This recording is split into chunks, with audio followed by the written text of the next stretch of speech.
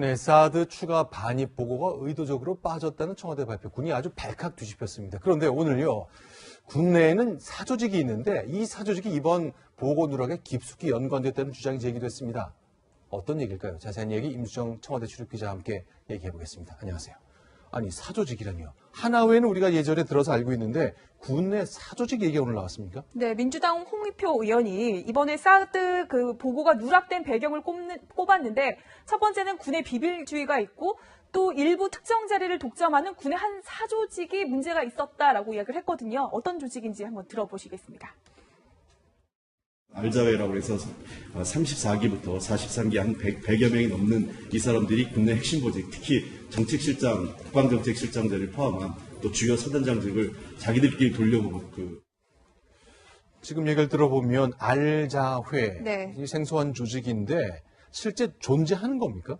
네, 공식적으로 존재했다라고 표현을 드릴 수 있을 것 같습니다. 했었다. 이 했었다. 얘기네요. 네, 그 생도생끼리 서로 알고 지내자의 줄임말 알자회라는 걸로 육사 내 사조직이었습니다. 그러니까 76년도에 육사 34기부터 43기까지 기수별 10명씩으로 이렇게 구성된 조직이었는데 92년에 이 사조직이 노출이 되면서 이제 그 해체가 됐고요. 그런데 이 92년에 해체된 조직이 지난해 이제 최순실 국정농단 사태 과정에서 다시 수면 위로 올라왔거든요. 그 좀 배경을 한번 들어보시죠. 조현천 기무사령관, 장경석, 조종설, 장경수 등의 알자회를 전면적으로 배치했다라는 증언에 대해서 인정하기 어려우시죠? 예, 전 네, 지금 보면 조현천 군 기무사령관을 언급하잖아요. 네. 그러니까 기무사령관이라는 게 군의 인사를 좌지우지하는 좀 중요한 자리인데 이 사령관이 90년대 초에 알자회 이제 활동을 했다는 겁니다. 그래서 그 알자회 회원 일부들이 지금 그 군 주요 요직에 발탁됐는데 그 뒤에 최순실이 있다는 주장이거든요. 왜냐? 알자회가 해체될 당시 그 책임을 물어서 진급들이 좀 누락이 됐어요. 그런데도 이렇게 잘 나가는 것은 그 뒤에 누가 있지 않으면 힘들다. 이런 주장이었던 겁니다. 그런데요, 이제 이 사드 보고 누락하고 최순실은 뭐 지금 이미 감옥에 있으니까 상관이 없을 것 같은데 결국 김관진 안보실장, 한민국 국방장관 이 두 사람과 알자회의 연관성을 얘기하고 싶은 것 같네요. 네, 그러니까 국방부는 당시 지난해 알자회는 이미 다 없어진 조직이다라고 부인을 했고요. 한민구 장관도 당시에 다 없어진 조직을 이렇게 부각시키려는 것은 어떤 의도가 있는 세력이 있다라고 비판을 하기도 했습니다. 그 알자회 기수들의 나이를 대략 계산을 해보면 한 지금 우리 나이로 한 53살부터 한 63세까지예요. 그러니까 네. 일부가 지금 현역으로 남아있긴 하지만 상당수는 지금 퇴역한 상태거든요. 네. 알자회라는 공식 모임은 없지만 이제 친분이 두터우니까 사적으로 일부 만날 수도 있습니다. 그리고 김관진 전 안보실장과 이제 한민구 장관이 이명박 정부 때부터 박근혜 정부에 이르기까지 군의 핵심 자리를 차지하고 있었기 때문에 엮여 있을 수도 있다는 이런 주장인데요. 사실 이제 문재인 대통령이 이번 사태도 좀 조용히 넘어갈 수 있었음에도 불구하고 문제를 이렇게 키운 데는 이 군내 적폐청산, 파벌청산이라는 시각도 있습니다. 자, 파문이 굉장히 커졌는데 오늘 여당 의원이 알자회를 문제 삼았습니다. 과연 어떻게 굴러갈지 계속 지켜봐야 되겠습니다. 조금 다른 얘기 해볼게요. 네.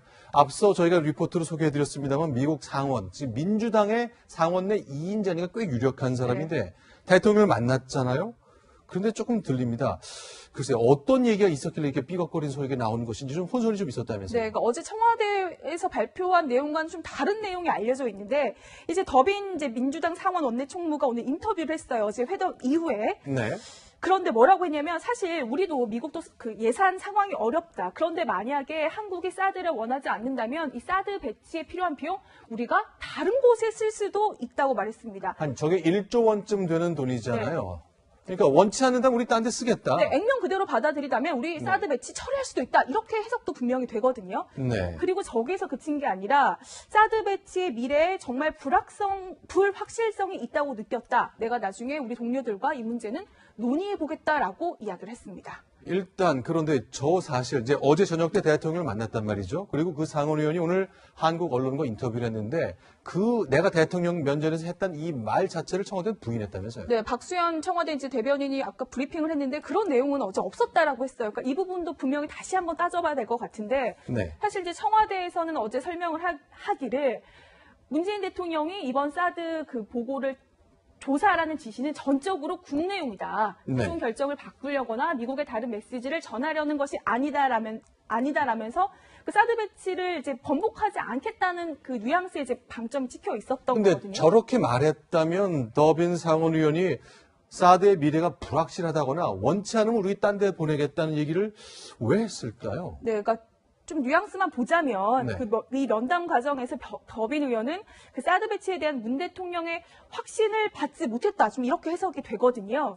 네. 일각에서는 이제 문재인 정부가 이 사드 배치를 한민 동맹 문제가 있기 때문에 뒤집기는 힘들겠지만 뭐 여러 가지 이제 미국과 협상하기 위한 뭐 카드로 쓰려는 것 아니냐 뭐 이런 해석도 나오고 있습니다. 사드를 응해주는 대신에 미국이 뭘 좀 내놔야 된다. 그 카드로 활용할 가능성이 있다 그런 얘기군요. 뭐 그런 가능성도 뭐 배제할 수 없다 이렇게 이야기하고 있습니다. 알겠습니다. 임수정 기자와 함께 두 가지 굵직한 뉴스 계속 벌어지고 있는데 정리해봤습니다. 오늘 말씀 잘 들었습니다. 자, 이현수 기자, 누굽니까? 네, 지금 제일 먼저 공개할 분, 제 뒤에 숨어 있었던 조원진 새누리당 의원입니다. 사실 어제 이낙연 총리 인준에 보이콧을 했던 건 자유한국당뿐만이 아니었습니다. 새누리당도 불참하겠다라고 얘기를 했는데요.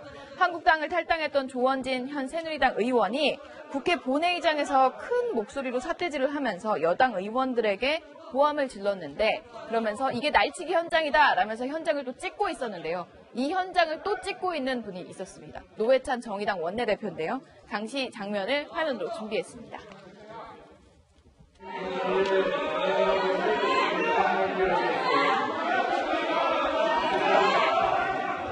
나가는 애들이 해준단 말이야. 아, 정권 잡자마자 날치기 해봐, 한번. 어제 정권 잡자마자 날치기 하고 저기 앉아있나? 부끄럽지도 않아? 어? 할 얘기 있으면 해봐. 부끄럽지도 않아? 안 부끄러워요. 어? 협치한다며? 협치 같은 소리 하고 앉아있네. 행패 같은 소리 하고 있네. 누가 그랬어? 너것들이 옛날에 했는지 한번 생각해봐. 뭐라 했는지. 네, 지금 어저께 본회의장에서 조원진 새누리당 의원이 표결하는 의원들을 윽박을 지르면서 촬영을 하니까 그거를 바로 노회찬 정의당 원내대표가 다시 촬영을 한 겁니다. 쳐다보지도 않고 이른바 노룩 촬영, 노룩 라이브 방송을 한 것인데 이 얘기가 또 화제가 되고 있었죠. 예, 그렇습니다. 지금 화면에서 보시는 것은 노회찬 의원이 찍고 있는 겁니다. 그런데 아까 이렇게 보셨는데 딱 정면을 보면서 찍는 게 아니고요. 의사 거기에 자리에 앉아가지고 옆을 하면서 안 보이게 이렇게 찍었습니다. 이른바 홍데스크가 말했던 노룩 라이브인데요. 오늘 저 그림입니다. SNS에 올린 글도 참 재미있습니다.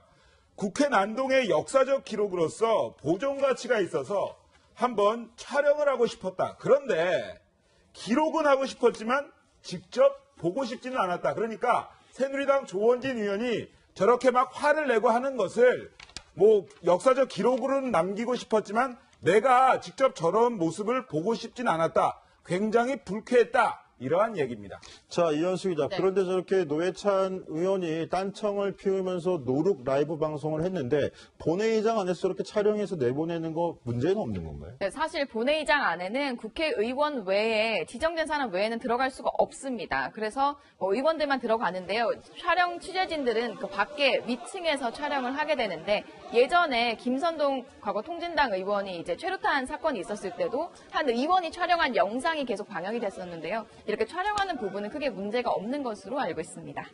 자, 이현수 다음은 또 누굽니까? 네, 또 다음을 소개해드리겠습니다. 여기 발생합니다. 네, 손혜원 더불어민주당 의원입니다. 역시 손에 휴대폰을 들고 뭔가를 촬영하고 있는데요. 당시 화면 먼저 보시죠.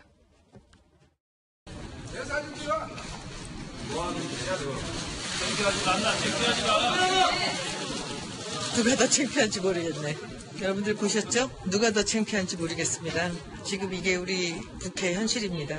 야당 의원들이 앞에 줄을 서서 지금 피켓을 들고 문재인 정부 각성하라고 지금 외치고 있습니다. 불과 얼마 전에 자기들 일을 기억하지 못하는 거죠. 자유한국당 의원들이 이제 참석하지 않고 로텐더홀 본회의장 앞에서 이제 반대 피켓 시위를 하고 있으니까요. 그런 부분들에 대해서 손혜원 의원이 이제 직접 영상으로 중계를 한 겁니다. 이러고 있다라면서 첫 번째 총리 인준안 처리할 때 지금 야당 이런 행태를 보이고 있다라고 한 건데 서로 고성이 오가기도 했었는데요. 그러나 이런 영상을 올리면서 댓글에선 조금 구설에 오르기도 했습니다. 어떤 댓글에서 손 의원님 너무 가까이 가지 마세요 라고 이야기를 하자 그 댓글에 한 대 맞으면 더 좋습니다 라고 이야기를 답해서 사실상 약간 논란이 됐는데요. 지금 사실 여야 관계가 뭐 악화되어 있긴 하지만 그 의원 중에 한 명으로서 특히 여당 의원 중에 한 명으로서 이런 발언까지 하는 건 좀 무리가 있지 않느냐라는 해석도 나옵니다. 자, 최석호 기자. 그런데 손혜원 의원 지금 말씀드리고 있는데 손혜원 의원이 저랑 비슷한 시기에 자기들 지지자들한테 문자 폭탄 대신에 앞으로는 문자 행동을 벌이자. 그렇죠. 그래 이게 동행 자문이다. 뭐 이런 식으로 하면서 문자 폭탄을 마치 문자 행동으로 미화하면서 이걸 독려하는 듯한 모습을 보여서 또 논란이 되고 있는데 이것과 관련해서 피해를 받은 의원들도 문자 폭탄에 피해를 받은 의원도 한둘이 아닌데 그 의원들 반응은 어떻습니까? 그렇게 미화하지 말라 이겁니다. 결론부터 말씀드리면 왜냐하면 지금 문자 폭탄 때문에 전화번호를 바꾸는 의원들이 속출하고 있습니다. 제가 아는 의원만 해도 4명 정도가 전화번호를 바꿨는데요. 굉장히 심각한 일인데 이것을 왜 이렇게 미화해서 나한테 보내도 된다. 그러니까 손혜원 의원 나한테는 보내도 된다 했는데 다른 사람들이 고통받는 사람들을 왜 이해를 못하냐 이런 겁니다. 지난달 29일에 이현주 의원을 제가 직접 만났는데요. 비판의 수위를 넘어섰다면서 불가피하게 법정 대응을 할 수밖에 없다. 이러한 하소연을 하기도 했습니다. 그 굉장히 심각하다 얘기를 했는데 목소리 한번 들어보시겠습니다.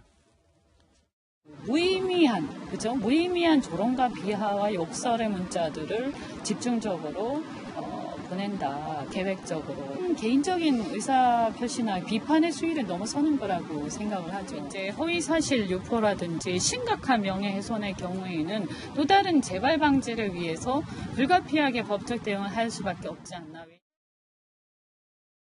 네, 나머지 2명 여기 있습니다. 김연아 의원입니다. 자유한국당 소속인데 몸은 자유한국당에 있는데 마음은 바른정당에 있는 그러나 비례대표이기 때문에 탈당해서 갈 수도 없는 상황인데요. 이 자유한국당 의원이지만 모두 다 퇴장했지만 이 김연아 의원만 남아서 꿋꿋하게 찬성표를 던졌습니다. 이낙연 총리 인준이 빨리 돼야 국정이 안정될 것 같아서 찬성표를 던졌다고 설명을 했고요. 4번째 박용진 더불어민주당 의원입니다. 저는 이 박용진 더불어민주당 의원의 SNS 글을 보고요. 이게 여당 의원이 올린 글이 맞나 다시 한번 살펴봤었는데요. 지금 사실 김상조 공정거래위원장 후보자 등 다양한 5대 비리 관련해서 논란이 되고 있는데 이런 부분에 대해서 허심탄회하게 본인이 느끼는 부분을 털어놨습니다. 제가 직접 통화를 해봤는데요. 목소리도 한번 들어보시죠. 대부분의 서민들은 위장전입이든 세금 탈루의 문제든 논문의 문제든 군대 면탈의 문제든 전부 다 정말 가슴 아픈 얘기거든요. 그 5가지 기준과 관련해서도 역시 그 국민들 허탈하게 하고 가슴에 대못질 박아서는 안 된다 이런 생각이에요. 청와대가 국민적 도덕 기준을 완화해서 기준하거나 그러지 않았으면 좋겠어요. 여당 의원이지만 무조건 청와대랑 여당을 감쌀 수는 없다. 서민 눈높이에 맞춰야 된다는 저 박용진 의원의 목소리도 유념해 볼 필요가 있습니다. 네, 사드 추가 반입 보고가 의도적으로 빠졌다는 청와대 발표. 군이 아주 발칵 뒤집혔습니다. 그런데 오늘요, 국내에는 사조직이 있는데 이 사조직이 이번 보고 누락에 깊숙이 연관됐다는 주장이 제기됐습니다. 어떤 얘기일까요? 자세한 얘기 임수정 청와대 출입기자와 함께 얘기해 보겠습니다. 안녕하세요. 아니, 사조직이라니요. 하나 외에는 우리가 예전에 들어서 알고 있는데 군내 사조직 얘기가 오늘 나왔습니까? 네, 민주당 홍익표 의원이 이번에 사드 그 보고가 누락된 배경을 꼽았는데 첫 번째는 군의 비밀주의가 있고 또 일부 특정 자리를 독점하는 군의 한 사조직이 문제가 있었다라고 이야기를 했거든요. 어떤 조직인지 한번 들어보시겠습니다. 알자회라고 해서 34기부터 43기 한 100여 명이 넘는 이 사람들이 국내 핵심 보직, 특히 정책실장, 국방정책실장들을 포함한 또 주요 사단장직을 자기들끼리 돌려보고 지금 얘기를 들어보면 알자회, 네. 이 생소한 조직인데 실제 존재하는 겁니까? 네, 공식적으로 존재했다라고 표현을 드릴 수 있을 것 같습니다. 했었다. 이 했었다. 얘기네요. 네, 그 생도생끼리 서로 알고 지내자의 줄임말 알자회라는 걸로 육사 내 사조직이었습니다. 그러니까 76년도에 육사 34기부터 43기까지 기수별 10명씩으로 이렇게 네. 그런데 뭐라고 했냐면 사실 우리도 미국도 그 예산 상황이 어렵다. 그런데 만약에 한국이 사드를 원하지 않는다면 이 사드 배치에 필요한 비용 우리가 다른 곳에 쓸 수도 있다고 말했습니다. 한 저게 1조 원쯤 되는 돈이잖아요. 그러니까 원치 않는다면 우리 딴 데 쓰겠다. 네, 액면 그대로 받아들이다면 우리 사드 배치 처리할 수도 있다. 이렇게 해석도 분명히 되거든요. 네. 그리고 저기에서 그친 게 아니라 사드 배치의 미래에 정말 불확실성이 있다고 느꼈다. 내가 나중에 우리 동료들과 이 문제는 논의해보겠다라고 이야기를 했습니다. 일단 그런데 저 사실 이제 어제 저녁 때 대통령을 만났단 말이죠. 그리고 그 상원의원이 오늘 한국 언론과 인터뷰를 했는데 그 내가 대통령 면전에서 했던 이 말 자체를 청와대는 부인했다면서요. 네, 박수현 청와대 이제 대변인이 아까 브리핑을 했는데 그런 내용은 어제 없었다라고 했어요. 그러니까 이 부분도 분명히 다시 한번 따져봐야 될 것 같은데 네. 사실 이제 청와대에서는 어제 설명을 하기를 문재인 대통령이 이번 사드 그 보고를 조사라는 지시는 전적으로 국내용이다. 네. 최종 결정을 바꾸려거나 미국의 다른 메시지를 전하려는 것이 아니다라면서 그 사드 배치를 이제 번복하지 않겠다는 그 뉘앙스에 이제 방점이 찍혀 있었던 근데 거거든요. 저렇게 말했다면 더빈 상원의원이 사드의 미래가 불확실하다거나 원치 않으면 우리 딴 데 보내겠다는 얘기를 왜 했을까요? 네, 그러니까 좀 뉘앙스만 보자면 네. 이 면담 과정에서 더빈 의원은 그 사드 배치에 대한 문 대통령의 확신을 받지 못했다. 좀 이렇게 해석이 되거든요. 네. 일각에서는 이제 문재인 정부가 이 사드 배치를 한미 동맹 문제가 있기 때문에 뒤집기는 힘들겠지만 뭐 여러 가지 이제 미국과 협상하기 위한 뭐 카드로 쓰려는 것 아니냐 뭐 이런 해석도 나오고 있습니다. 사드를 응해주는 대신에 미국이 뭘 좀 내놔야 된다. 그 카드로 활용할 가능성이 있다 그런 얘기군요. 뭐 그런 가능성도 뭐 배제할 수 없다 이렇게 이야기하고 있습니다. 알겠습니다. 임수정 기자와 함께 두 가지 굵직한 뉴스 계속 벌어지고 있는데 정리해봤습니다. 오늘 말씀 잘 들었습니다. 자, 이현수 기자, 누굽니까? 네, 지금 제일 먼저 공개할 분, 제 뒤에 숨어 있었던 조원진 새누리당 의원입니다. 사실 어제 이낙연 총리 인준에 보이콧을 했던 건 자유한국당뿐만이 아니었습니다. 새누리당도 불참하겠다라고 얘기를 했는데요. 한국당을 탈당했던 조원진 현 새누리당 의원이 국회 본회의장에서 큰 목소리로 삿대질을 하면서 여당 의원들에게 고함을 질렀는데 그러면서 이게 날치기 현장이다 라면서 현장을 또 찍고 있었는데요. 이 현장을 또 찍고 있는 분이 있었습니다. 노회찬 정의당 원내대표인데요. 당시 장면을 화면으로 준비했습니다.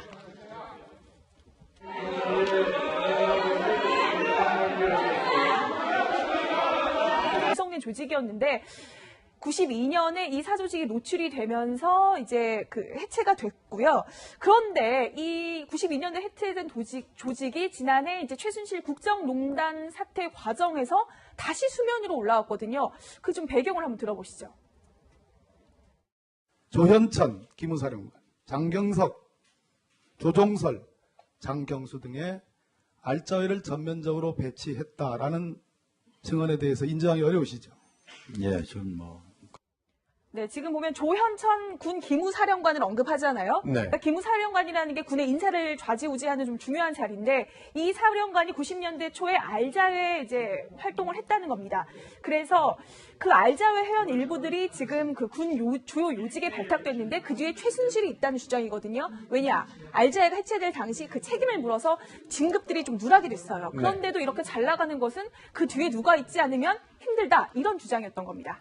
그런데요, 이제 이 사드 보고 누락하고 최순실은 뭐 지금 이미 감옥에 있으니까 상관이 없을 것 같은데 결국 김관진 안보실장, 한민국 국방장관 이 두 사람과 알자회의 연관성을 얘기하고 싶은 것 같네요. 네, 그러니까 국방부는 당시 뭐 지난해 알자회는 이미 다 없어진 조직이다라고 부인을 했고요. 한민구 장관도 당시에 다 없어진 조직을 이렇게 부각시키려는 것은 어떤 의도가 있는 세력이 있다라고 비판을 하기도 했습니다.